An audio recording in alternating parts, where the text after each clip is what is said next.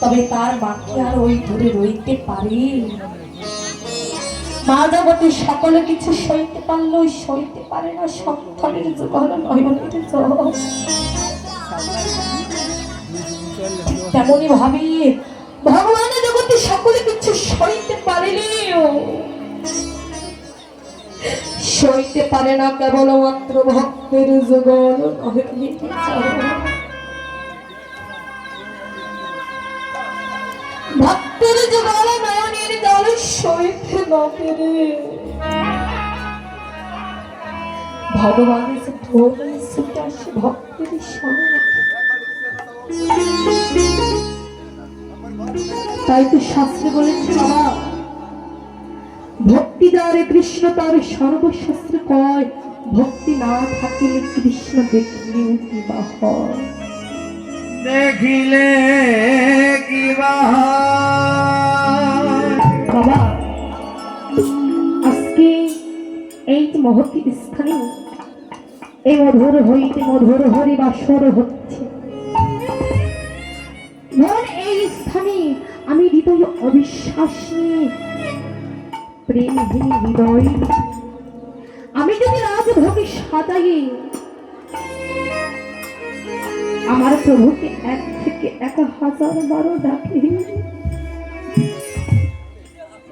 প্রভুকে ওই রাজভোগ সেবা করিবে, প্রভুকে ওই রাজভোগ সেবা করিবে না কেন? বাবাকে যে টাকার মতো ডাকতে হবে।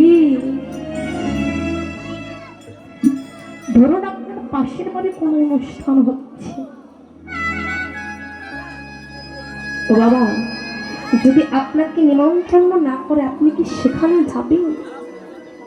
সেখানে কি যাবেন ভজন করিতে সেবা করিতে না? ঠিক তেমনই ভাবে আমার ভগবানকে তো শুধু ডাকলে হবে না, আমার ভগবানকে কি করতে হবে না, আগে নিমন্ত্রণ করিতে হবে। তবে কিসের নিমন্ত্রণ গো?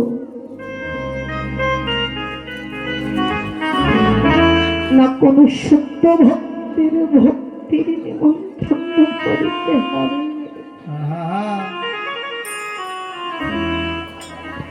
যদি এই হৃদয়ের কপাট খুলে দিয়ে যদি একটি বার তাকে ভক্তির নিমন্ত্রণ করিতে পারে, ভগবান তো রাজভোগী সেবা করে না, ভক্তির ভক্তিখানে সেবা করি, চিরজনমের মতো ভক্ত চরণের দাস হরি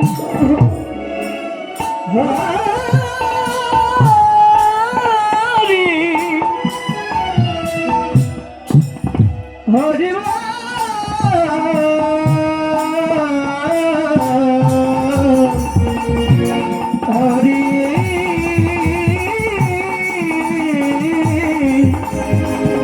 হরি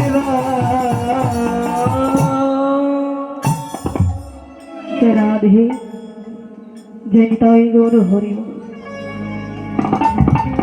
তাই বাবা আমার গৌর সোনাকেও গলানো যায়, তবে কিসে না ভক্তির সোহাগাটি আমার গৌর সোনাকেও গলানো যায়।